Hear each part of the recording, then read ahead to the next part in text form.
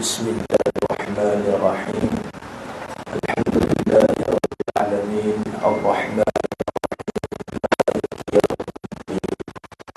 iyyaka na'budu wa iyyaka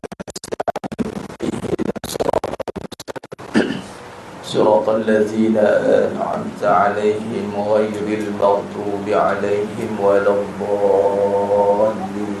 Amin. Innal hamdalillah nahmaduhu wa nasta'inuhu wa nastaghfiruh wa na'udzu billahi min shururi anfusina wa min sayyiati a'malina. Man yahdihillahu fala mudilla lahu wa man yudlil fala hadiya lahu. Ashhadu an la ilaha illallah wahdahu la syarika lahu wa ashhadu anna Muhammadan 'abduhu wa rasuluh. Allahumma salli ala sayyidina Muhammad wa ala ali sayyidina Muhammad. Rabbi yassir wa la tu'assir, Rabbi tammim bil khair. Rabbi shrah li sadri wa yassir li amri wa hlul 'uqdatam min lisani yafqahu qawli. Allahumma iftah alaina hikmataka wa anshur alaina min khazaini rahmatika ya arhamar rahimin. Wallahu alladhi la ilaha illa huwa alimul ghaibi wasyahada huwa rahmanur rahim. Wallahu alladhi la ilaha illa huwa al-malikul quddus al-malikul quddus as-salamul mu'minul muhaiminul azizul jabbarul mutakabbir. Subhanallahi amma yushrikun. Wallahu al-khaliqul bari'ul musawwiru lahul asma'ul husna yusabbihu lahu ma fis samawati wal ardi wa huwal azizul hakim. Wala hawla wala quwwata illa billahil aliyyil azim. Wala manja minallah illa ilayhi. Amma ba'd. Ayyuhal mu'minun ittaqullah. Usikum wa iyaya bittaqwallah faqad fazal muttaqun. Sidang jemaah yang dimuliakan Allah Subhanahu wa taala, mudah-mudahan kita semua tergolong dalam golongan hamba-hamba yang benar-benar bersyukur. Amin ya rabbal alamin. Alhamdulillah, summa alhamdulillah ala kulli hal, alhamdulillah ala kulli ni'mah. Pertama mula dan selama-lamanya merapatkan setinggi-tinggi syukur kehadrat Allah Azza wa Jalla di atas segala nikmat yang telah Allah kurniakan kepada kita hari ini, terutama iman amal ketaatan yang mana dengannya itu kita mampu merasai kenikmatan yang ada di dunia ini, yang mana asalnya nikmat ini tidak ada pada dunia. Namun kerana Allah Subhanahu wa taala menjadikan nikmat, yakni dengan menurunkan barakahnya, memberikan kebaikannya. Bagai contoh dengan merujuk pada suratul Baqarah ayat 201, yang mana dalam doa yang kata Imam Nawawi rahimahullah taala alaih meletakkan sebagai doa yang syumul, yang dalam bahasanya yang meliputi semuanya, yakni Rabbana atina fid dunya hasanah wa fil akhirati hasanah wa qina azabannar. Yang menjadi tuntutan dalam sunat kedudukannya dalam tawaf antara rukun Yamani hingga rukun Hajar Aswad, Nabi sallallahu alaihi wasallam membaca doa itu, Rabbana atina fid dunya hasanah wa fil akhirati hasanah wa qina azabannar. Dalam pengakhiran setiap doa kita pun kita akan tutup doa dengan doa tersebut, yang mana makna kepada doa tersebut adalah memohon kepada Allah kebaikan di dunia, yang mana membawa maksud dunia itu bermula tiada apa pun makna, tiada apa pun kebaikan. Jadi apabila kita memohon kepada Allah Ta'ala kebaikan itu, maka itulah dasar iman, yang mana kita yakin kebaikan itu hanya pada Allah, milik Allah. Lalu dunia ini hanya boleh dirasai, dinikmati oleh orang beriman yang yakin akan kebaikan itu hanya ada pada Allah. Lalu Allah turunkan kebaikannya di dunia ini. untuk kita merasai nikmat dunia? Bukan. Nikmat Allah di dunia. Kalau harap atas dunia saja, maka tiada kenikmatan, malah dunia ini perbincangannya kesedihan. Semalam sampai bukan berhujah lah, tetapi bersoal jawab lah. Yelah, baru datang kan, dengar terkejut, kenapa tak boleh nangis pula? Jadi ilham pun sampai Allah kata, kenapa nak nangis kalau boleh ketawa? Kenapa kita memilih untuk menangis kalau boleh gembira? Kalaulah kita yakin bahawa nangis itu pilihan, kenapa tak nak pilih untuk tersenyum? Kenapa nak pertahankan kesedihan jikalau kita ada pilihan untuk merasai kegembiraan? Jadi kalau Allah bagi option juga bahawa dunia ini juga perbincangannya gembira, kabarkan berita gembira bagi orang beriman, maka ambillah kabaran gembira di dunia ini bagi orang beriman, lalu hilanglah ianya kesedihan, yang mana memang dunia itu sedih. Lahir-lahir dia menangis dah. Sebab apa menangis? Sebab sedih lah. Sedih, sinonim nangis tu dengan sedih, tinggal lagi dibawa kesedihan, ditukar jadi kegembiraan. Itu sajalah, tangisan kegembiraan. Tapi kalau dinisbahkan nangis, itu sedih. Tapi dengan nikmat Allah SWT, dengan keimanan, maka hilanglah segala tangisan keduniaan. Itu pentingnya tu. Nak dapat hal itu, kena yakin kepada Allah. Kalau tiada dia keyakinan, maka tiadalah dia kegembiraan. Maka hiduplah dia dengan kesedihan demi kesedihan. Dan yang kita bimbang, dia tidak mampu kembali kepada Tuhan dengan hati yang penuh ketenangan. Ya ayyatuhan nafsul mutmainnah. Syarat untuk balik kepada Allah, mestilah punya jiwa yang mutmainnah. Jadi mutmainnah ini tidak duduk padanya kesedihan. Maka di dunia ini kena hilangkan kesedihan itu. Malah saya dah tak sedih dah Ustaz. Kenapa?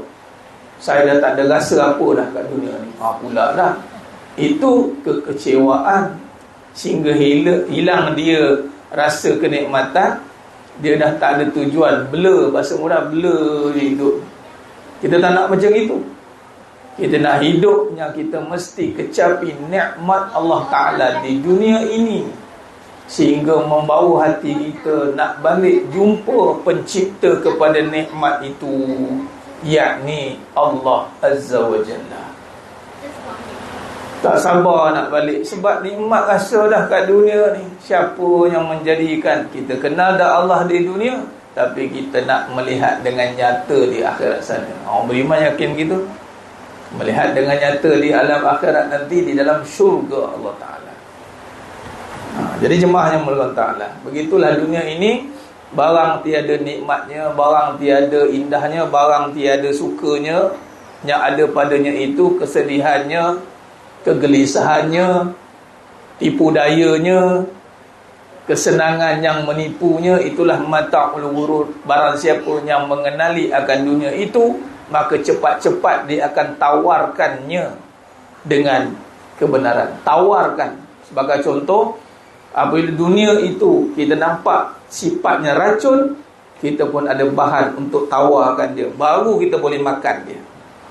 Kita tak terus menerus ambil dunia itu jemaah sekalian, tanpa kita menawarkan dulu. Bukan tak boleh makan, tapi nak kena cuci dulu. Daging sedap, tapi kalau berdarah-darah makan tak boleh. Kena bersihkan berdarah tu, menaikkannya dimaafkan. Perut sedap juga perut dah. Oh, sedap buat perut, buat sup ke kan, bakar perut. Tapi larat ke makan perut yang tak dibasuh tu bersama dengan najis? Itu dunia. Kambing golek sedap, tapi kena basuh dulu, kena cuci dulu, malah kena perak pula dia. Ikut kaedah perak masing-masing pula. Makna kata by itself tak boleh memberi nikmat tanpa melalui fasa-fasa penyucian. Nah, begitulah dunia. Kalau ambil dunia terus menerus dengan begitu saja, tanpa ada melalui fasa-fasa tazkiyah, penyucian, maka kita akan dengar suara-suara yang mengatakan dunia ini tiada apa ertinya. Dia pun cakap tak ada erti, tapi kenapa cakap begitu? Setelah dikecewakan berkali-kali. Untuk apa hidup kan macam itu? Di situlah nanti adanya aturan-aturan ataupun tips-tips ataupun nasihat-nasihat yang membawa kepada kekecewaan. Kita nak nasihat yang membawa kepada semangat untuk meneruskan kehidupan yang meletakkan harapan yang tanpa ada batasan, iaitu Allah Azza wa Jalla. Jadi dunia ni masih melalui proses penyucian. Nak disucikan dengan apa? Dengan ilmu tauhid yang membawa kepada ikhlas. Tauhid akan menuju ke jalan ikhlas, kerana kita nak mengenal Allah, lalu nak menyatakan sifat kehambaan dengan merasai kekuasaannya di atas diri yang lemah. Perjalanan kita cuma sekalian. Baik. Maka begitulah di dunia ini, dicari dengan nikmat, tapi ingat nikmat tidak ada sendirinya. Dia tidak boleh berdiri sendirinya. Tidak boleh. Dia mesti ada yang memberi nikmatnya itu melalui. Sebagai contoh, kita hari ini, ibaratnya kita berada di taman syurga ni. Di dunia orang tak nampak, tapi amalan ni membawa kepada terjemahan taman syurga. Kalau hari ini ditawarkan pergi ke taman-taman yang ada kat dunia ini, begitulah rupa keadaannya. Sehinggalah taman-taman yang paling indah kat dunia ini, yang terindah, kita pun nak pergi, tapi tak lawan dengan taman syurga yang sangat indah. Dia hanya boleh dirasai, dinikmati oleh hatinya mengenal Allah Ta'ala. Maka taman ini sentiasa terbuka, setiap minggu datanglah. Macam itulah. Jadi Allah takdirkan saya penganjur kepada taman inilah. Jadi dibuka setiap masa, setiap minggu. Setakat ni belum ada kemampuan nak buka setiap hari lah. Jadi kita buat dulu setiap minggu. Jadi taman tema ni sentiasa terbuka. Jadi di saat orang lain mengisi ujung minggunya di taman-taman dunia, kita isi ujung minggu kita di taman-taman syurga. Dah. Perlukan bayaran? Perlukan bayaran. Dunia dan seisinya. Siapa nak datang bayar? Dunia dan seisinya. Itu pun tak terbayar juga. Lain sekali tak payah bayar lah, tak laku. Datanglah dengan hati yang ikhlas. Tak laku nak bagi dunia, nak dapat syurga, mana laku? Ingat boleh beli syurga dengan dunia kita? Tak laku. Tapi dengan nilai akhirat itu mampu memberikan harga dunia ini diterima di syurga. Dengan cara bersihkan dunia ini dengan jadikan pahala. Barulah bayar. Kalau nak bayar dengan harta, minta maaf, tak diterima. Tapi kalau nak jadikan pahala, silakan. Ustaz ni nak jadikan pahala ni, silakan. Ni nak jadikan pahala, silakan. Tapi nak konon nak beli dunia syurga dengan harta kita, tidak. Tak terbeli. Dan not for sale. Tidak dijual. Alhamdulillah, jemaah yang mulia Allah. Baik. Maka dalam kita nak memantap, nak memahamkan diri dalam perjalanan kita menuju Allah, nak membersihkan amalan sehingga kita ini bebas daripada gangguan. Ramai orang ini berbicara soal gangguan, terganggu kerana gangguan. Gangguan ada, tapi kita tak nak diganggu dan terganggu. Maka jadilah golongan yang terpelihara daripada gangguan itu. Itulah golongan illa ibadaka minhumul mukhlasin. Yakni kecuali golongan yang terpilih. Kata Iblis, kata ni musuh nombor satu, reveal Siapa yang dia tak boleh nak kacau? Kan? Soalan dilontarkan, Ustaz macam mana ni saya datang pengajian. Ingatkan bila kita datang pengajian agama, tak ada lagi orang nak mengata sana, mengata sini. Pun ada juga Ustaz, macam mana? Kita ni nak cari agama tapi jumpa orang yang mengata-ngata. Maka saya pun kata, itulah dunia. Dan apabila kita melihat agama sekadar program saja, maka caranya kita kena isolate diri kita. Kita kena duduk dalam keadaan yang tidak terganggu dengan persekitaran itu. Kita kena isolate lah, tanpa kita memberhentikan diri daripada untuk mencari kebenaran. Kadang-kadang sampai tahap dia nak give up, tak nak lah, sama je, bohong semua ni, dah pula. Nak tak nak kita akan berjumpa dengan golongan-golongan begitu, yang membawa kepada anasir-anasir, kepada kerosakan. Tapi caranya kita kena mengasingkan diri dalam keadaan meningkatkan imunisasi hati kita dengan sifat ikhlas. Lama-lama yang punyai agenda-agenda yang tidak baik, maka dia akan hilang, dia akan mati, dia akan padam. Begitulah dia semalam soalan kan. Sebab itu di mana pun keadaan kita pergi, akan ada golongan begitu, keadaan begitu. Tidak boleh pula kita nak memberhentikan diri kita. Tinggal lagi cari jalan untuk tidak terpengaruh dengan situasi itu. Maka di situlah kita akan faham. Macam tadi lepas kuliah subuh tadi, ada juga perbincangan dengan jemaah ni. Lepas tu ajak Ustaz bincang sikit soalan-soalannya. Antara apa yang ditanya tentang sama konsep yang sama, situasi masalah manusia ni, kenapa ada wujudnya situasi begitu. Lalu saya pun jawab dengan kepahaman begini: ada keadaan agama yang hanya dilihat sebagai program agama, program pengajian, program anjuran. Maka dia hanya menjadi program saja, sebagai alternatif kepada dunia kononnya lah, daripada kita buang masa kepada benda kita nampak. Tetapi apabila agama itu dilihat sebagai program saja, maka dia jadi program agama. Maka kita kena tukar menjadi agama atau pengajian yang diprogramkan. Maksud apa? Ada konsisten. Konsisten itulah kita nak program pengajian. Bila tengok dekat universiti pun kita faham, oh patutlah program pengajian Usuluddin. Maksud kata dia tak boleh buat suka-suka dia. Kejap ada, kejap tak ada.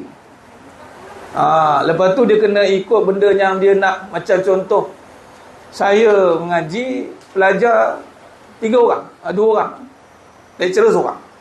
Agak-agak macam mana nak rasa seronok ni tu. Ni okey ni ramai-ramai. Ni okey ramai-ramai. Kena 2 orang lah. Kadang-kadang kita nak sesuatu yang bagi seronok, nak program. Tapi bila pengajian itu diprogramkan, 2 orang pun jalan juga. Diprogramkan itu, didisiplinkan ilmunya.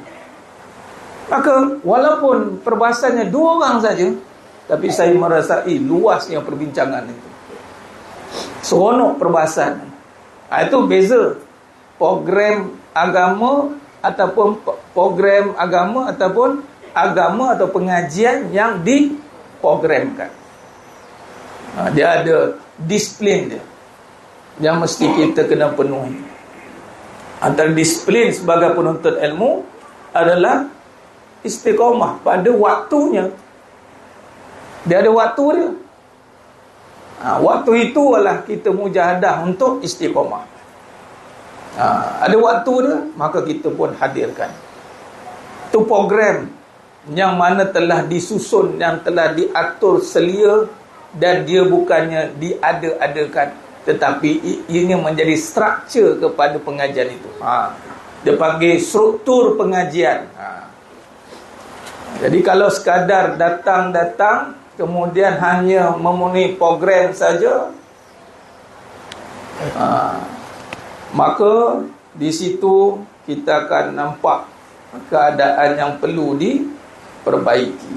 Jemaah sekalian, khair. DTT ni admin tak ada, sendiri admin. Tolong admin, tolong, suara tak ada. Jenuh bila bercakap kat sini. Dia baru, maafkanlah mereka. Suara tak ada ke? Ada tak ada suara ke? Ada kan? Tapi kenapa mereka tak dengar? Allah ada? Allah ada? Dah ngaji lah. Al-Mawjud yang ada hanya Allah. Kenapa tak nampak? Adakah tak nampak? Tak ada? Kerana sifatnya bukan sifat makhluk nak nampak dengan mata kasar. Satu. Keduanya, tak nampak bermaksud bukan tak ada. Tak dengar bukan maksud tak ada suara. Kerana kegagalan sistem perhubungannya. Bila tak boleh rasa kewujudan Allah di dunia ini, maka bukan yang tak ada tu Allah, tapi kegagalan kita untuk berhubung dengan Allah melalui perhubungan hati yang penuh dengan masalah dunia. Habis. Connection loss. Weak. Hati dia lemah. Bukan saja lemah, hati yang mati. Jadi mesej daripada Allah tak sampai. Allah hantar orang bagi nasihat, tak mau dengar. Allah tunjukkan tanda-tanda berlaku pada alam ini, tidak mampu ambil pengajaran. Akhirnya dia rasa bersendirian. Walhal punya banyak tanda-tanda kekuasaan Allah Ta'ala yang Allah sampaikan. Kerana hatinya mati. Qalbun mayit. Kenapa mati? Kerana hatinya telah disakiti ataupun dengan penyakit-penyakit dunia. Itu kaedahnya. Dia bukan saya saja tak ada pengajian kita ni, bukan saya saja begini. Macam semalam penganjuran, yalah, baguslah inisiatif nak anjurkan. Tu saya bagi reminder, jangan sekadar penganjuran program saja. Pengajian kita ni bukan anjurkan program, tapi alhamdulillah sebab dah yang ada istiqomah daripada awal, menganjurkan saja. Tapi Allah uji. Cubaan pertama, cubaan kedua. Cubaan pertama ubah tempat, cubaan kedua ubah tarikh, cubaan ketiga ubah waktu. Last sekali cubaan, nak buat ke tak nak? Ada jemaah kata tak payahlah buat, katanya. Payah. Kalau dia berhenti habis. Sebab tu pengajian kita bukannya saya saja, bukan suku-suku nak buat. Macam kita nak mengadakan pengajian ni, berapa kali cobaan. Tetapi kerana itu hanya cobaan, maka teruskan walau berbagai cobaan. Siapa yang berani menyahut cobaan saja akan mampu meneruskan. Sahutlah cobaan dugaan itu. Maka kita akan rasai kenikmatannya. Macam contoh kan, bila habis exam, ujian, rasa macam hari raya. Saya kan buat habis exam. Rasa macam lega. Alangkah bagusnya hidup macam ini. Habis ujian dia lega. Tapi sebenarnya itulah mesej. Sesiapa yang berjaya menempuhi setiap ujian, maka Allah berikan dia kelegaan. Lega di hati. Rupanya dia telah berjaya menjawab soalan-soalan peperiksaan itu dengan jayanya. Orang yang tak boleh menjawab peperiksaan dengan jayanya, dia akan rasa terhimpit hatinya. Risau, gagal ke tak? Macam, alah, aku tak boleh jawab lah tadi. Itu kata lepas tu ada kuliah pula petang tu kan. Itu kalau tak boleh jawab tu, tak boleh ceramah tu petang tu. Termenung lah, ambil lah aku. Tak boleh jawab lah siang tadi, pagi tadi. Tapi kerana alhamdulillah Allah bantu untuk jawab, maka kita pun lega, tak terfikir-fikir dah ujian tadi. Berapa ramai terfikir-fikir ujian yang dia telah lalui. Kalau dia dah tak terfikir-fikir dah, maknanya dia dah jawab lah tu. Dia berjaya menempuhi ujian itu, dah tak terfikir-fikir. Macam cukup periksaan yang saya lalui, saya dah jawab. Dalam jawapan tu pula bukan syok sendiri. Kita jawab ikut apa yang di garis pandu kalam tu ni lah. Tinggal lagi perfect tak perfect, itu wallahu alam lah. Tergantung pada budi bicara pensyarah. Mudah-mudahan pensyarah berbesar hati untuk memberi makkah yang banyak. Alhamdulillah. Tapi dia tak diam. 10 subjek dah saya ambil Mas Lee. Habis dah 10 subjek. Dia menung balik. Ya Allah. Sem satu lagi warga. 5 subjek terus start. Itu yang kelas daripada pukul 9 pagi sampai 11 malam. Semua kena hafal lah. Ya Rabb. Alhamdulillah Allah bagi keputusan yang baik. Alhamdulillah. Ni ujian. Bila kita lalui, kita boleh cerita jemaah sekalian.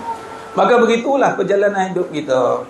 Nah, jadi nak kita melalui perjalanan kita menuju Allah Subhanahu Wa Taala, maka kita kena melalui dengan tauhid. Depa ingat saya buat live ni ada admin 50 orang gambar.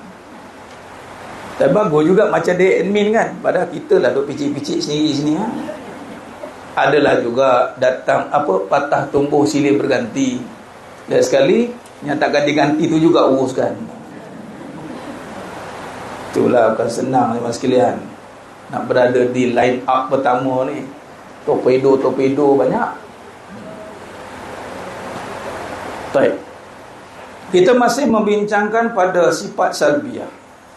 Meneruskan kajian pada sifat 20 sejarah dan kupasan pendekatan akidah karangan Tuan Guru Dr. Muhammad Syukri Nikwan hafizahullah taala alaih. Mudah-mudahan Allah rahmati beliau, seluruh keluarga beliau, jadikan seluruh keturunan beliau keturunan yang soleh dan solehah, dan dimasukkan dalam syurga yang tanpa hisab.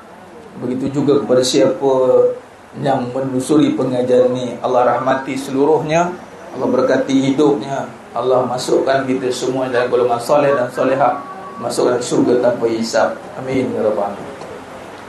Masih membincangkan pada sifat salbiyah, yakni kita masih membincang pada sifat al-qidam, perenggan yang kedua, betul?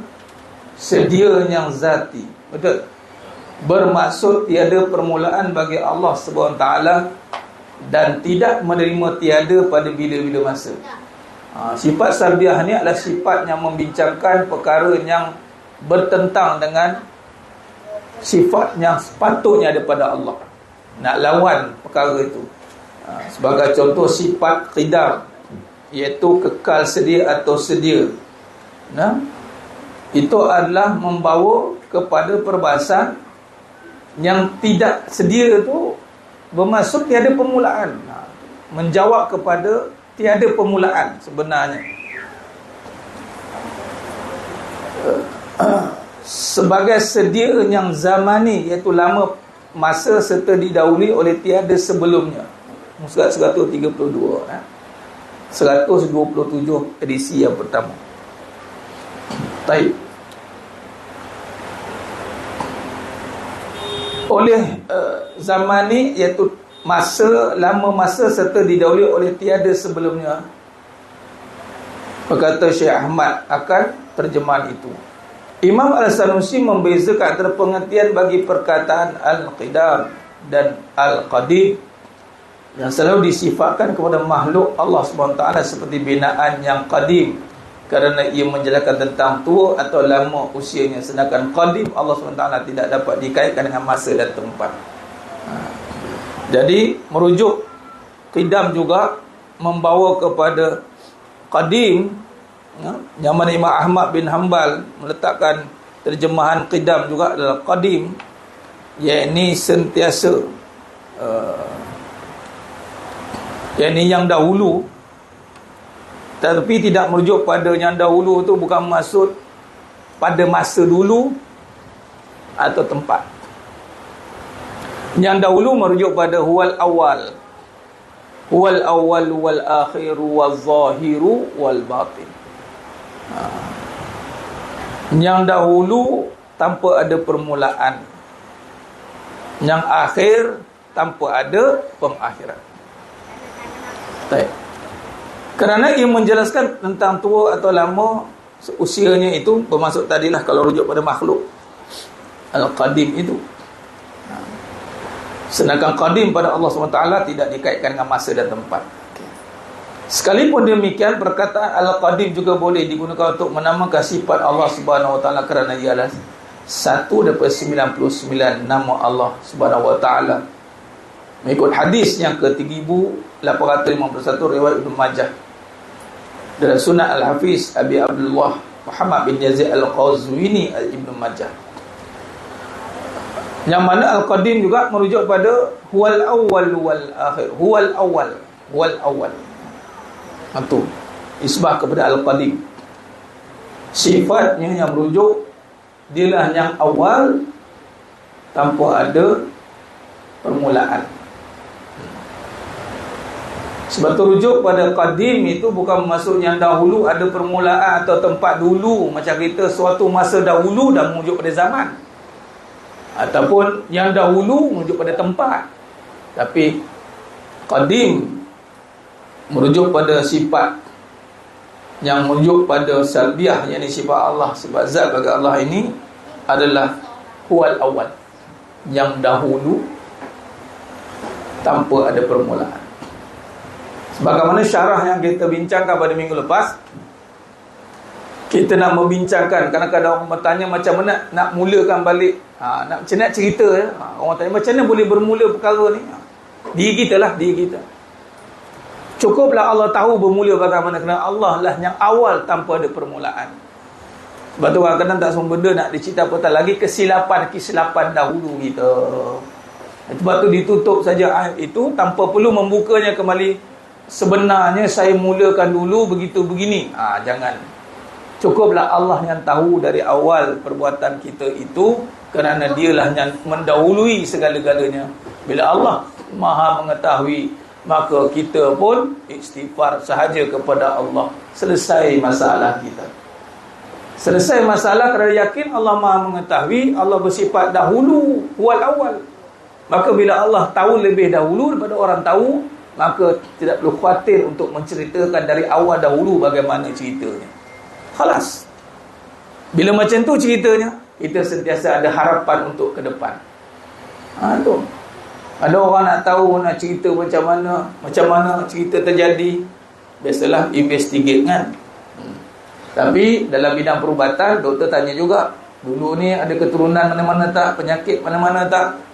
Tapi setakat itu je lah. Tapi kalau perjalanan hidup kita, diri kita, kalau kita berurusan dengan Allah yang Qadim, maka selesai masalah kita.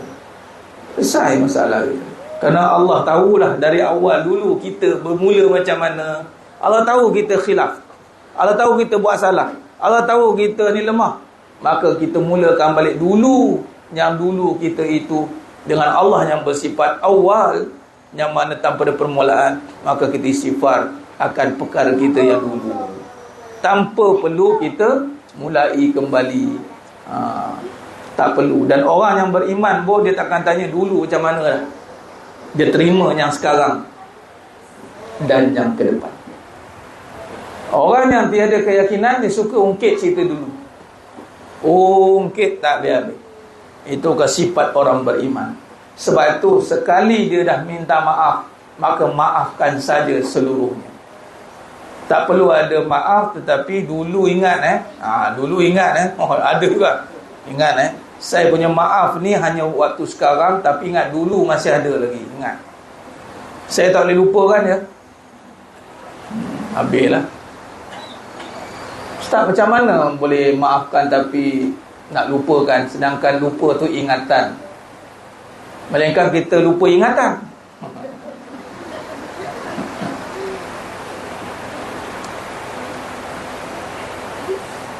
Contoh mudah, bersalin. Ingat? Ingat? Iya ke ingat? Ni cukuplah sekali ni je. Cukuplah. Ya Allah. 5 orang dah. Cukuplah yang 5 ni. Cukuplah 6. Ya Allah, cukuplah. Mana bagi ingatan tu? Kan? Allah ni lah yang maha ingat, yang menjaga akal fikiran kita. Kalau Allah nak lupakan apa yang tidak sepatutnya pada kita, Allah lupakan je. Tapi ada gantinya. Nikmat. Aduh, pintu terlelok ada haji kat belakang, terlanggar orang. Kalis.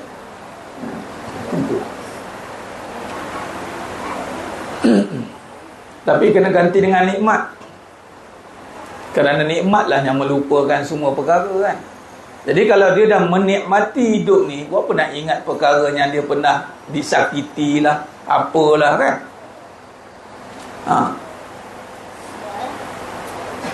Dia bawa motor, pernah jatuh, dia bawa juga. Dia tak lupa dah ke dia pernah jatuh? Bukan lupa, dilupakan. Macam mana dilupakan? Kerana tengah nikmat bawa motor pula, laju, sedap. Dia lupa dia pernah jatuh. Habis ustaz yang trauma tu, kerana kesakitan dia menutup semua kenikmatan. Dia sakit dia dah counter yang ke depan dah. Walau ke depan tak berlaku lagi. Dia punya sakit yang pernah dia lalui, dia carry forward. Dia move forward juga. Forward yang mana? Forward yang buruk ke depan. Kacau. Hati-hati. Minta jauh lah. Bila Allah bawa benda tu ke depan, tak ada nampak apa nanti kan. Buruk belaka semua. Maka hiduplah dia dalam keadaan ketakutan.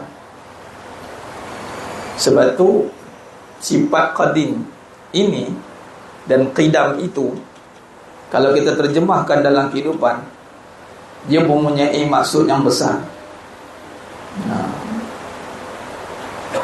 Merujuk pada pengertian awal lah, iaitu satu daripada nama beberapa nama Allah SWT yang 99. Al-awwal sebagai sifat Allah SWT. Ini sifat yang tidak boleh dipakai pada manusia. Ingat, dalam surah Al-Ikhlas, Qul huwallahu ahad, termaktub, terkandung huwal awal. Maka yang biasa kita dengar, yang orang pakai huwal awal ini, yang biasa kita dengar lah dalam rumah tangga, sayalah yang awal dan yang akhir. Faham tak tu? Sayalah yang awal, isteri yang pertama lah. Jangan nak duakan saya, kerana saya ialah satu-satunya yang ada. Salah ke ustaz beriktikad begitu? Salah apabila dia memegang sifat itu, kerana sifat itu bukan ada pada dia. Sebelum dia ada, dia diadakan, maka dia tidak boleh memegang. Yang awal itu sayalah yang terawal. Sebab tu siapa yang cuba nak menjadi the only one, ataupun perintis, pencetus semua ke depan, dia akan berada dalam serangan kejatuhan. Dia takut akan ada yang cuba beat dia. Dia takut ada orang cuba untuk bersaing dengan dia, kerana dia cuba untuk letakkan diri dia itu, dia satu-satu yang ada. Habis. Sebab itu jemaah sekalian, kalau kita lihat Allah Maha Kaya ni, sifat Allah yang awal, Allah tak akan bagi manusia jadi yang terawal, kerana ada yang awal lagi pada dia. Ada lagi awal daripada dia. Ataupun dia takkan jadi dialah satu-satunya yang ada, tak ada lagi yang ada selepas dia. Tidak, teman sekalian. Bagai contoh penyanyi lah, kita ingat suara dia tu dah tak ada boleh orang copy kan. Copy barang boleh tahan lagi. Orang copy barang, buat niaga, dia tukar stiker sikit je, dah melompat kawan. Macam mana? Ini ciplak ni, dia kan ciplak 100%. Tapi itulah tiruan kan dunia. Tiba-tiba suara pun tiru juga. Tan Sri Piramli almarhum dah, tengok ada juga suara macam dia. Tak kisahlah, walaupun tak perfect, tapi macam dia. Kalau pejam mata tu, dia dah. Banyak lagi suara-suara yang nombor satu, tiba-tiba ada suara macam dia. Rupa-rupa lagi Syarohan tu kan. Dan macam-macam copy paste saya jumpa dah. Copy paste satu, kopi ori ada, kopi A, B plus pun ada. Kita lihat apa pengajaran yang kita nak belajar. Manusia tidak boleh menjadi satu-satunya. Jadi jangan jadi satu-satunya lah. Tapi isteri tu Ustaz, dia duduk dekat seat nombor 1. Udah, ada 3 seat lagi. Yang penting jangan ambil seat nombor 1 tu. Duduk kat seat nombor 2. Kan senang je tu. Dialah nombor 2 pada seat nombor 1 tu. Dialah nombor 1 pada nombor 2. Dialah nombor 1 pada nombor 1. Dialah nombor 1 pada nombor 3. Dia nombor 1 pada nombor 4. Dalam sekali semua 1. Faham? Boleh faham ni? Saya bagi tip ni. Jadi kalau dah duduk dia diam sini, ada sebelah kosong, jangan marah kalau orang duduk sebelah ni. Buruk perangai kalau seat tu 4, duduk 4-4 sekali kaki macam itu. Buruk tak? Buruk rupa. Atau dia lompat, kejap duduk, kejap sini, sakit punggung dia panggil. Atau dia baring dan terlantar. Jadi nak elok, duduk diam-diam dekat seat masing-masing. Fasten your seat back. Boleh? Ni buat awal ni. Ni ngaji tauhid ni. Itu ada orang duk fitnah saya. Ustaz mengajar tauhid, mengatakan siapa yang tak kahwin 2 syirik katanya. Bila masa pula saya cakap macam itu? So mengaji tak mau. Tak mau mengaji, lepas tu mengkeji.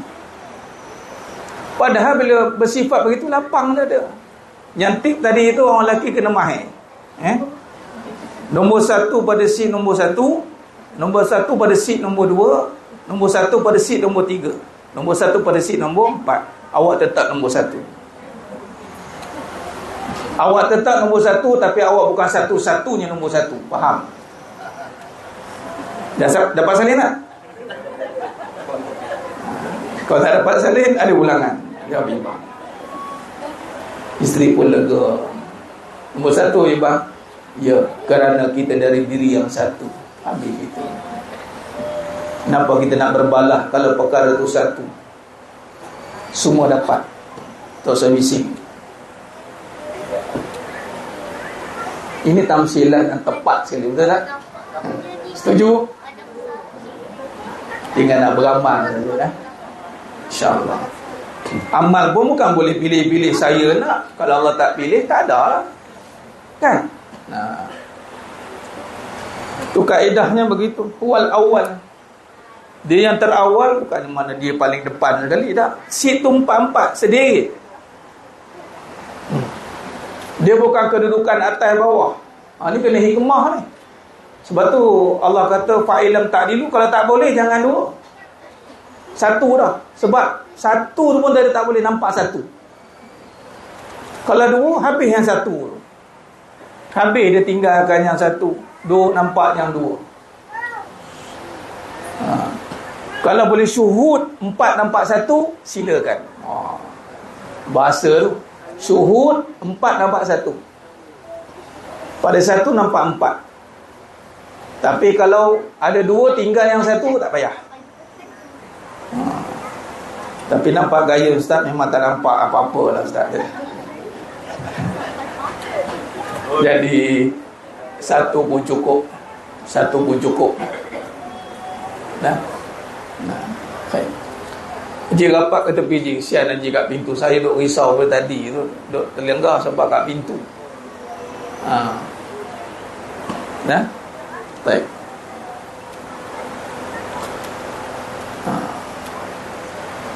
Baik, kita masuk pada sifat yang seterusnya. Yang kedua, al-baqa'.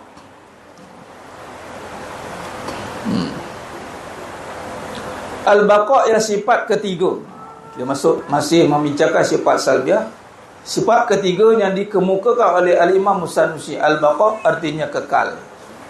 Wujud, sedia, kekal. Sedia ada, lam yazal, bukan ada mula. Sedia ada, bukan ada mula. Kekal, bukan adanya habis. Lam yuzal, tidak hilang. Imam Abu Hanifah dengan kata la yuzal, tidak hilang, dan turut disebut oleh Imam Asy-Syafi'i kemudiannya. Diisyaratkan oleh Imam Abu Hanifah. Kata Al-Tahawi, Imam Al-Tahawi menyebut sebagai daimun bila intiha. Bila intihain, kekal tanpa penamatan. Manakala Al-Ghazali pula menyebut dengan abadian, yakni kekal abadi, yakni al-baqa dalam istilah, yakni kekal pada isyarat Imam Abu Hanifah. Apa-apa perbincangan, cuba lihat Mas sekalian, membawa pada perbincangan Imam Abu Hanifah. Kerana itu imam yang terawal yang membincangkan fiqhul akhbar, dan dituruti dengan Imam Syafi'i. Kerana kita ni mazhab Syafi'i, dibawa Imam At-Tahawi kerana ianya menjadi rojokan golongan-golongan yang menggelarkan dirinya Salafiyah.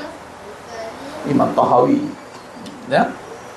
Jadi sifat ni tidak bertentang lah daripada perbahasan ulama salaf, ulama-ulama terdahulu. Baik. Mengikut Imam As-Sanusi, al-baqa' adalah sifat salbiyah. Oleh itu Imam Sanusi berkeyakinan bahawa al-baqa' adalah keterangan tentang penafian tiada selepas ada, atau dengan kata lain sifat ada itu tidak akan habis. Sifat salbiyah ni kita faham adalah untuk menutup kekurangan, sifat yang tidak layak sepatutnya kita letak pada Allah SWT, maka kekal. Jadi merujuk pada penafian tiada selepas ada, atau dengan kata lain sifat ada itu tidak akan habis. Baik. Keterangan Imam As-Sanusi turut diringkaskan oleh Syekh Ahmad bahawa tiada kesudahan bagi adanya, yang bererti tidak diakhiri dengan tiada. Pemahaman yang sama pernah dikemukakan oleh At-Tahawi, yakni daiman bil intiha'in la yafna wa la yabi, kekal tanpa penambatan, tidak binasa dan tidak terputus kekalnya. Baik, ini yang dibawa oleh Imam Sanusi. Walau bagaimanapun ada perbahasan di bawah itu yang mana Imam Sanusi tetap tidak bersetuju. Bermaksud ada perbezaan sedikit dengan keterangan al-baqa'. Namun dibawa juga perbahasan al-baqa'. Dalam perbahasan baqa' dan matan Sanusiyah itu di atas itu matan dia. Namun ada perbahasan yang membawa kepada cetusan al-baqa' sebagai berterusan, ada pada masa yang akan datang dan tiada penghabisan. Kerana ia lebih cenderung pada pengertian sifat nafsiah. Imam Sanusi dalam perbahasan nak bawa sifat baqa' kepada cenderung nafsiah yang tidak ada gandingan mana-mana sifat lah. Dia boleh wujud tanpa adanya sifat itu, apa-apa sifat. Namun tetap kepada perbahasan yang atas itu. Itu tetap kerana rujukan atas. Kerana Imam Sanusi telah meletakkan sifat baqa' itu pada sifat salbiah, walaupun kecenderungan dia meletak pada nafsiah. Itu kecenderungan. Boleh faham? Bukan tak setuju tu maksud dia keluarkan sifat tu daripada sifat salbiah. Bukan begitu. Jadi kecenderungan tu kalau nak dibincangkan sebenarnya, kecenderungannya meletakkan sifat baqa' itu pada zat Allah yang kekal. Macam wujud kan, ini nafsiah, kekal wujud. Dia ada persamaan, dia cenderung ke situ. Namun perbahasan tetap berada pada sifat salbiah. Baik. Yang mana tidak dapat dihasilkan oleh akal akan zat Allah Ta'ala kecuali dengan adanya sifat al-baqa'. Ni menurut Al-Imam Sanusi kalau bincang kecenderungan. Ni kena berhati-hati, bukan kata sebenarnya Imam Sanusi pun tak setuju juga perbahasan al-baqa' itu. Bukan maksudnya cara begitu perbahasannya. Maksudnya kalau kecenderungannya dia akan memberi kepada nafsiah, bukan salbiah. Tetapi sifat baqa' duduk dalam perbahasan salbiah. Kerana berbalik kepada sifat yang atas tadi, dia bermula meletakkan perbahasan, yakni berkeinginan bahawa baqa' keterangan tentang penafian tiada selepas ada. Maknanya tak ada menafikan kekal tu, bermaksud sebelum tu tak ada ke? Tak boleh. Atau Lepas ni habis ke? Tidak. Dia kekal ada. Kekal ada. Baqa tu maksudnya everlasting. Everlasting. Baik. Okay. Ni perbahasan yang bahawa sedangkan zat Allah Ta'ala tu boleh dihasilkan oleh akal fikiran walau dengan ketiadaan sifat baqa, bermaksud macam wujud tu lah, sifat wujud yang kita bincangkan nafsiah itu, akal kita boleh, wajib bagi akal kan, sifat wajib bagi akal itu, kalau tak ada nama sifat tu pun kita faham ada. Amantu billah, kekal tu Allah boleh diwujudkan dengan akal ni, masuk faham dah kekal tanpa ada nama baqa itu. Jelas? Itu kecenderungan. Dan berbeza dengan sebahagian salafiyah yang berkeyakinan bahawa Allah berkekalan adanya buat selama-lamanya. Terus letak Allah. Subhanallah. Terus letak Allah. Beza kalau perbincangan kepada Al-Imam Sanusi rahimahullah ta'ala alaih, meletakkan zat Allah. Zat bagi Allah. Adapun salafiyah, ingat salafiyah merujuk pada golongan yang membawa pada perbahasan salaf. Cuba nak bawa lah pada perbahasan sekarang. Itu rujukan salafiyah. Ini apa yang disampaikan oleh Tuan Guru sendiri. Dan perbezaan tersebut merujuk pada pembahagian sifat salbiyah kepada Allah yang diamalkan oleh Imam Sanusi dan tidak diamalkan oleh salafiyah. Pembagian sifat salbiyah yang dibincangkan di awal tadi. Al-Baijuri mengumumkan al-baqa selepas binasa segala hamba. Al-Baijuri mengumumkan al-baqa ni maknanya lepas binasa semua kekal ada Allah. Itu rujuk baqa pula. Mengikut beliau, pengumuman ini adalah sama dengan pengertian al-akhir. Bermaksud tadi qidam atau qadim itu merujuk pada huwal awal, al-baqa merujuk pada huwal akhir. Akhir yang bagaimana setelah binasa seluruh makhluk, yang kekal ada hanya Allah. Tapi kalau nak membawa sifat itu sekarang pun boleh, kerana yang kekal ada hanya Allah. Kerana kita ini akan binasa bila-bila masa, kerana kita bersifat bermula tiada. Dalam surah Al-Baqarah ayat 28, kaifa takfuruna billahi wa kuntum amwat, bagaimana kamu boleh kufur dengan aku sedangkan kamu bermula tiada. Amwat, mati, bermaksud tiada. Jadi yang kekal Allah. Jadi jangan suka-suka guna perkataan saya nak kekal muda, kekal muda. Tak ada kekal mudanya. Yang kekal tu memanglah muda, yang kamu tu mati nanti dah. Habis itu. Kekal memanglah muda, ada je muda tu kat dunia ni. Tapi orang tu dah tak ada.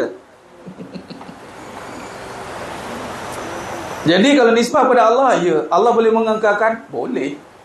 Tapi di dunia, ya, dunia ni ada adatnya. Di mana kekal nanti? Abadan abada di syurga. Malah di syurga nanti bukan saja muda, semakin muda. Tengok cermin, kejap-kejap tengok cermin. Ni muka aku ni. Tengok. Antara yang takkan bertukar suara. Suara kita akan sama. Macam nak trace itu suami kita nanti. Suara. Sebab rupa memang handsome gila. Ya Allah, abang ni. Ya Allah, tak sia-sia saya minta cerai dulu. Nyari-nyari nak minta cerai dulu. Dulu. Teruk benar perangai. Sabar. Tengok muka isteri. Nganga. Ada 70 bidadari. Macam mana tu Ustaz 70 bidadari? Kamu tak faham. Sebenarnya 70 bidadari ni, cuba tengok perempuan. Dalam 70 tu dia jalan seorang-seorang tengah. Dia paling cantik daripada 70 tu. Barulah rasa cantik tu, sebab ramai yang dikelilingi bidadari cantik dan dia yang paling cantik. Kalau dia seorang tergedik-gedik jalan tu, ada rasa? Tak ada rasa apa. Seronok tak kita tengok orang datang jalan bawa kain kebal ni pun tengok, ya Allah seronoknya. Yang jalan keliling ni semua je cantik. Ke nak jalan keliling buruk-buruk? Kan? Bukan kada sifat cemburu, orang tak faham. Kau kalau nak cantik, abang pandang yang lain lah daripada dari lain ni. Ya Allah kamu ni. Habis nak keliling kamu buruk semua, kenapa? Taklah pula. Jadi yang nak membawa kamu yang paling cantik tu bidadari yang cantik. Tapi ketika datangnya kamu, abang sampai terpegun, tergamam. Kamu ke? Ya bang. Suara abang kenal. Ya Allah, cantiknya kamu. Hai, padahal dekat dunia dulu abang jaga kamu, tak sia-sia abang jaga kamu. Sebab tu kat dunia ni, fata morgana, jangan sedih tengok rupa kat cermin tu. Jangan sedih, pelik tengok badan dah berubah, sedih. Itu semua casing sementara saja. Tengok, ini tak kekal, yang kekal hanya Allah. Itu cara nak bagi motivasi, faham? Jangan duk nipu orang motivasi yang nak kembali ini mengagut. Bagi saya lah, pergi dah tak kembali dah. Dia kalau datang satu tempat tu, dia tak kembali dah. Tak payah mimpi nak kembali balik. Dia dah jernih terus ke tempat yang kekal abadan abada. Allahnya menyatakan kekal tu nanti pada syurga nanti. Dahlah cantik, makin cantik, hari-hari tengok makin cantik. Ya Allah, hai, ruginya lah manusia bergaduh untuk dunia.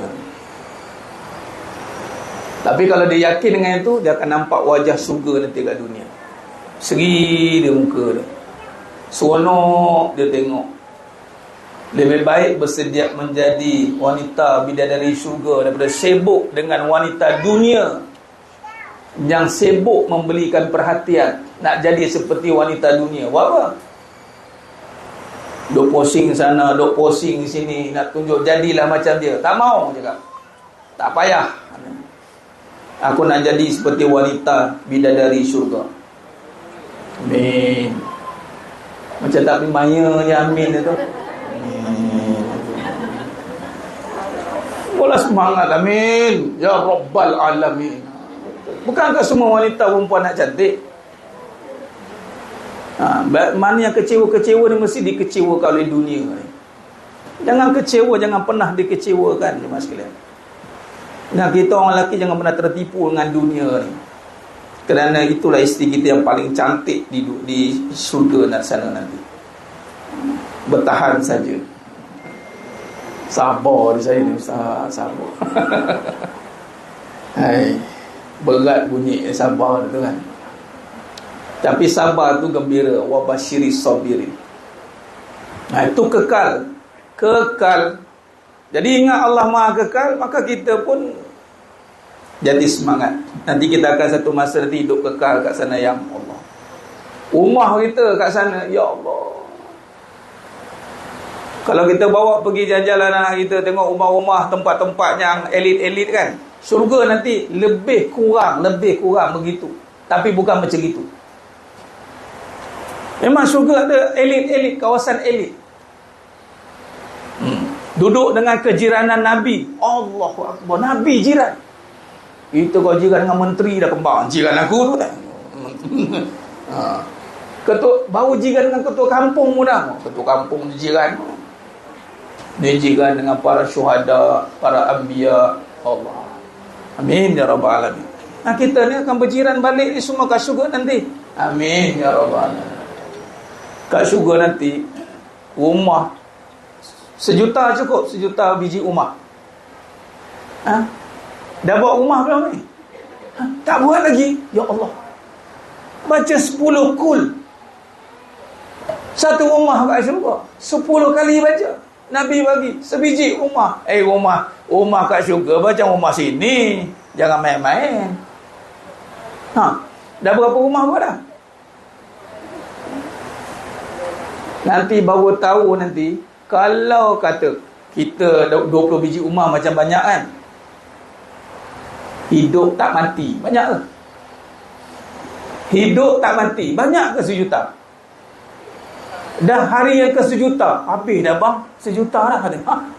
Habis dah. Ya Allah. Habis, repeat baliklah rumah awal tu. Siapa suruh? Lepas tu kita kena minta lebih. Sebab kita hidup tak mati ke sana. Rumah 200 juta pun tak habis. Hari ni rumah ni, besok rumah ni, tolak rumah ni, ni rumah ni. Tengok, inspirasi syurga. Oh, seronok kan. Dunia ni nikmati saja apa yang ada. Jangan nak mengada-ngada. Itu saja. Baik, itu sifat yang ketiga, al-baqa. Dan yang seterusnya, sifat yang ketiga, di sifat yang kedua dan sifat yang pertama. Sifat yang kedua al-baqa. Sifat yang ketiga, mukhalafatuhu ta'ala lil hawadis. Kita mukadimahkan dulu dan kita berhenti setakat perenggan yang pertama. Dalam edisi yang kedua al-baqa, saya kira tiada tambahan perkataan al-Imam At-Tahawi, betul tidak? Daimun bilantiha illa yafna wa la yabli. Ada tak? Ada? Tak ada kan? Tu tambahan.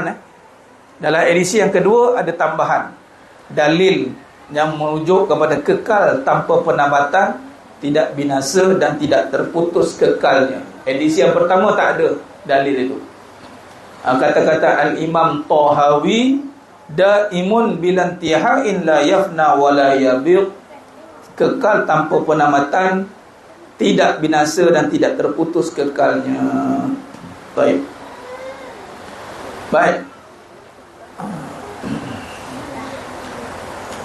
Mukhalafatuhu ta'ala lil hawadis, ialah sifat keempat yang dikemukakan oleh al-Imam Sanusi.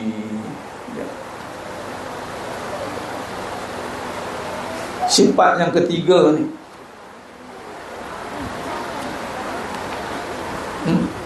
dalam salbiyah, sifat yang keempat dalam kesusunan wujud, qidam, baqa, mukhalafatuhu lil hawadis.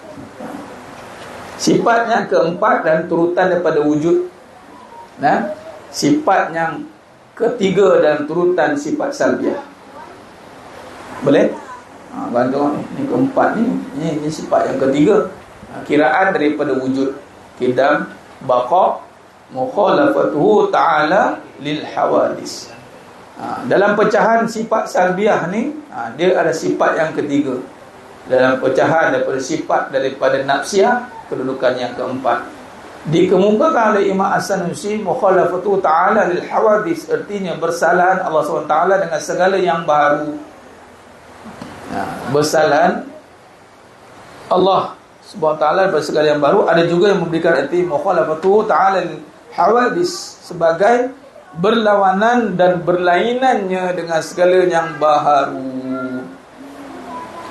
Imam As-Sanusi memasukkan mukhalafatu ta'ala lil hawadis dengan ketiadaan persamaan sama sekali antara Allah SWT dan segala yang baru, sama ada persamaan pada zat, sifat dan perbuatannya.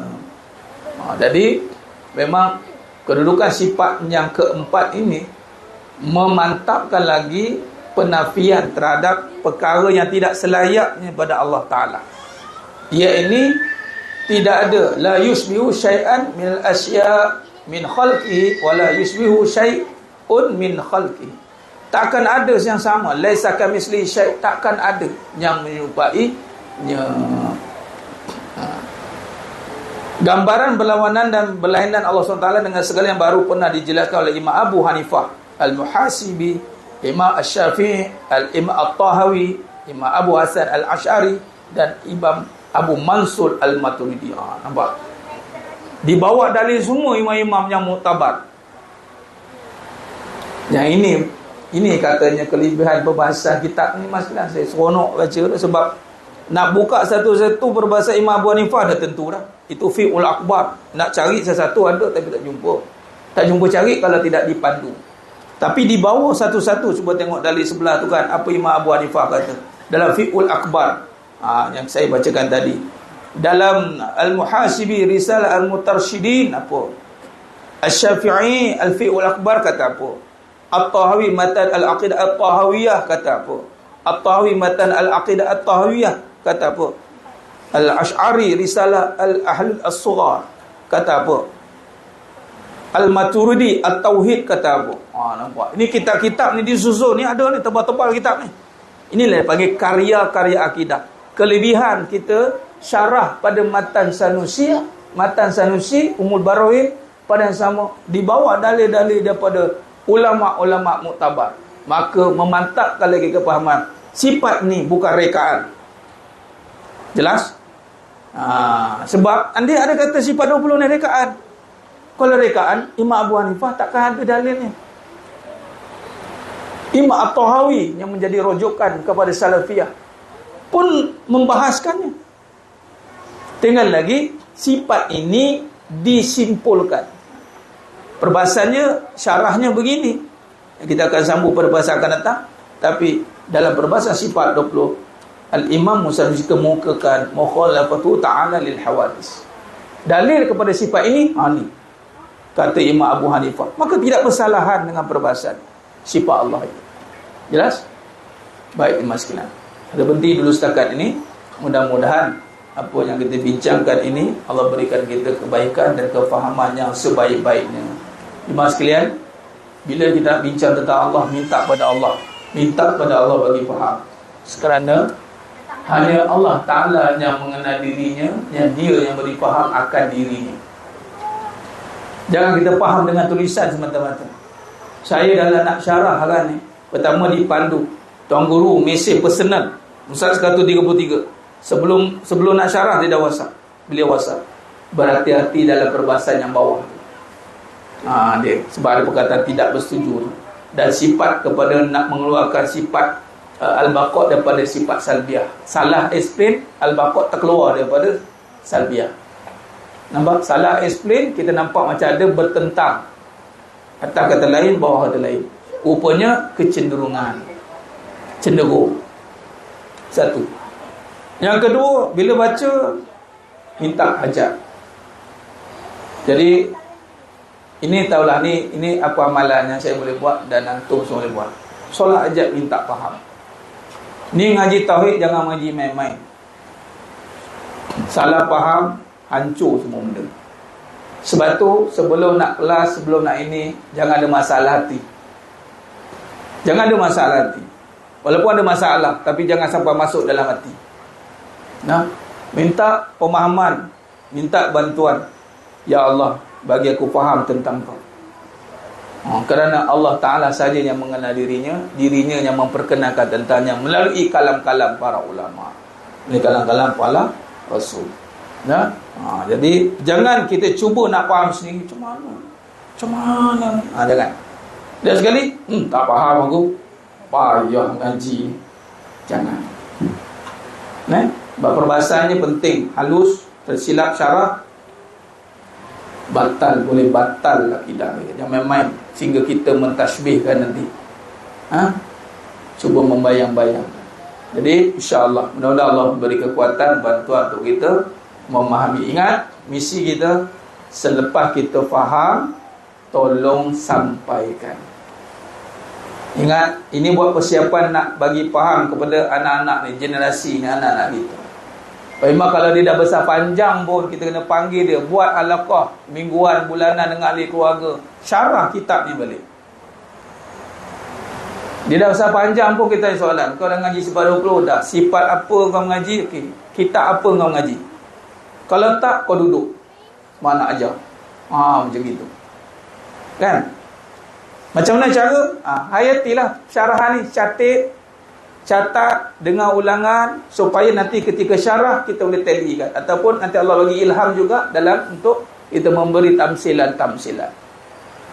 Boleh? InsyaAllah. Wallahu a'lam. InsyaAllah kita tutup dengan munajat umat, InsyaAllah. Bi qiraati suratul Fatihah.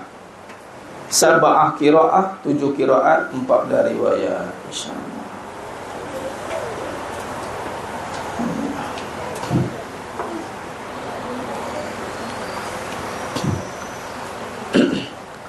Bismillahirrahmanirrahim. Alhamdulillahi Rabbil Alamin. Ar-Rahmanir Rahim. Maliki Yawmiddin. Iyyaka na'budu wa iyyaka nasta'in. اهدنا الصراط المستقيم صراط الذين أنعمت عليهم غير المغضوب عليهم ولا الضالين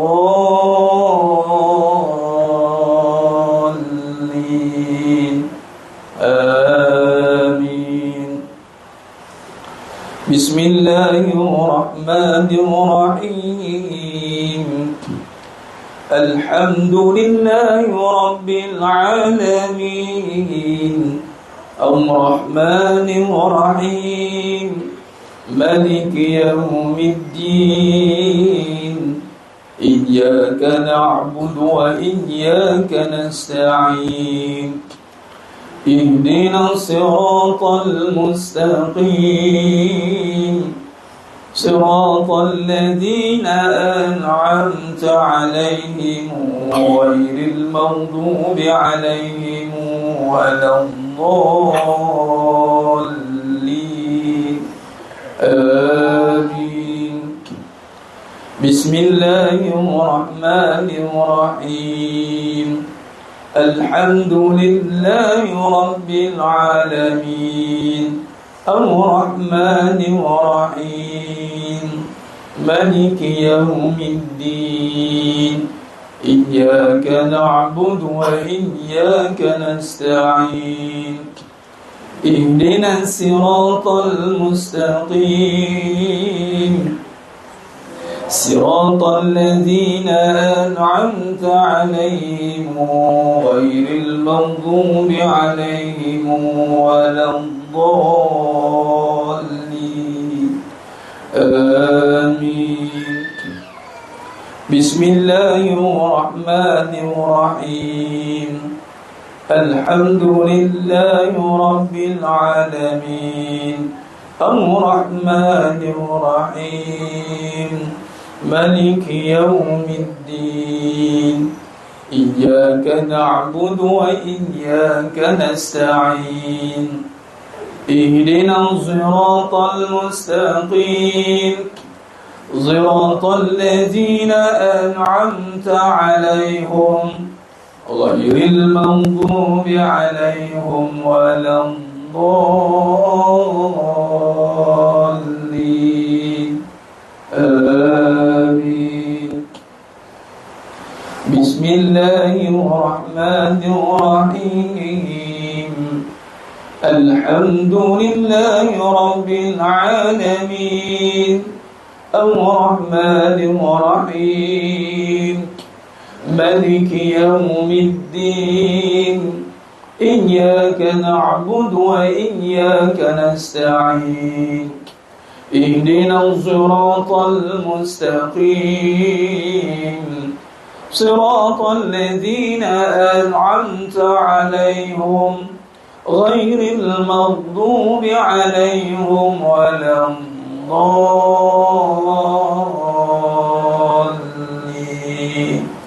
آمين. بسم الله الرحمن الرحيم.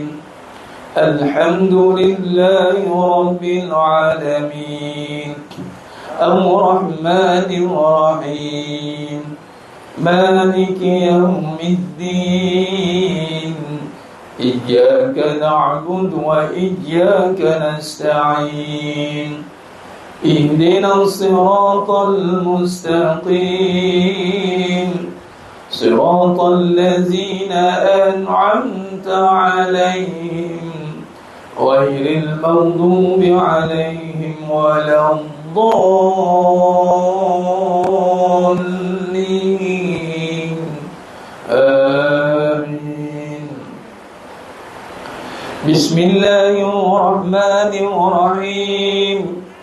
الحمد لله رب العالمين الرحمن الرحيم مالك يوم الدين إياك نعبد وإياك نستعين اهدنا الصراط المستقيم صراط الذين أنعمت عليهم غير المغضوب عليهم ولا الضالين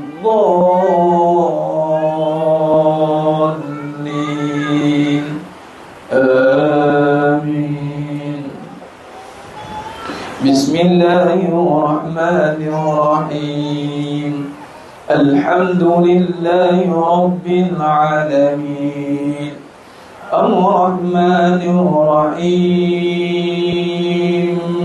مالك يوم الدين إياك نعبد وإياك نستعين اهدنا الصراط المستقيم صراط الذين أنعمت عليهم غير المغضوب عليهم ولا الضالين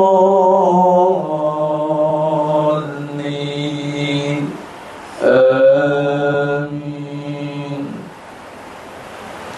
بسم الله الرحمن الرحيم الحمد لله رب العالمين الرحمن الرحيم مالك يوم الدين إياك نعبد وإياك نستعين اهدنا الصراط المستقيم صراط الذين أنعمت عليهم غير المغضوب عليهم ولا الضالين آمين اللهم بالحق الفاتحة وبحق الذي جاء بالفاتحة وبحقك من أنزلت عليه الفاتحة نسألك أن يا الله في كل حاجة يا رب خصوصا يا الله pada umat Islam seluruh dunia Palestin, Yaman, في كل مكان في كل zaman ya Allah bebaskan Baitul Maqdis Masjidil Aqsa نسألك أن يا الله في كل حاجة يا رب khususan bersama jemaahnya ada pada hari ini ya Allah hadir ya Allah kabulkan segala hajat kami dunia akhirat makan segala hajat kami dunia akhirat ya Rabb ya Arhamar Rahim نسألك أن يا الله اللهم بارك في رجب وشعبان وبلغنا رمضان يا أرحم الراحمين يا أرحم الراحمين يا أرحم الراحمين يا حي يا قيوم برحمتك أستغيث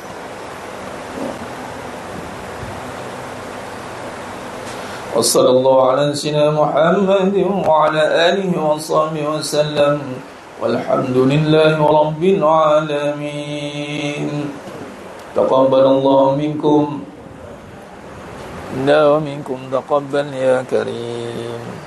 Alhamdulillah, syukur pada Allah SWT. Selesai sudah majlis kita pada hari ini, siri pengajian kita Alhamdulillah, dan munajat umat dengan bertawassul dengan suratul Fatihah yang padanya ada barakahnya insya-Allah bagi setiap hajat yang kita hajatkan. Mudah-mudahan Allah kabulkan, Allah pilih kita terus istiqamah di dalam ketaatan insya-Allah. Alhamdulillah. Wallahu alam. Aqulu qali hadza wa astaghfirullah azim li wa lakum wa bil taufiq wal hidayah. Wassalamualaikum warahmatullahi wabarakatuh. Ditambah dengan tasbih kafarah dan suratul Asr. Subhanakallahumma wa bihamdik asyhadu an la ilaha illa anta astaghfiruka wa atubu ilaik. Bismillahirrahmanirrahim. Wal 'asr innal insana fi khusr ila allazina amanu wa amilus solihat wa tawassaw bil haqq wa tawassaw bis sabr wallahu a'lam bis-shawab. Takbir, Allahu akbar.